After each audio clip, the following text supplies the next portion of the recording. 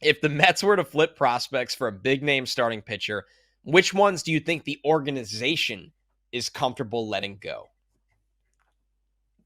Honestly, none. Like I the kind of Met, feel the same way. yeah, the Mets did not do what they did at the trade deadline to then 5 months later be like, okay, we need a starter. Let's just trade these prospects that we just got.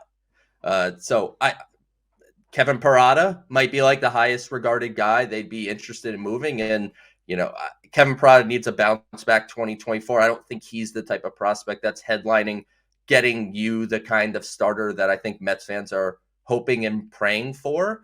And if the Mets are going to make a trade for some kind of starting pitcher, I'd be more than happy if they got a different Adrian Hauser that happens to be under control through 2025. Like if they did that, that would be a kind of trade I'd sign up for, where it's you could have competition between whoever that person is and Hauser for the 5 spot. The other one could be the swing guy, and then you have an additional arm in 2025, which Connor, you and I have talked about last week, this week.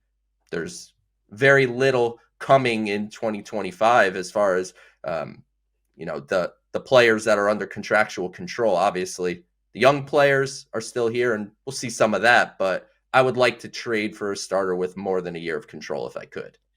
Yeah, that's the goal, right? Otherwise, I think something people can't lose sight of that you really basically summed up right in the beginning of that answer. The Mets this year are paying Max Scherzer and Justin Verlander a ton of money. They were willing to do that because of the prospect return they got back.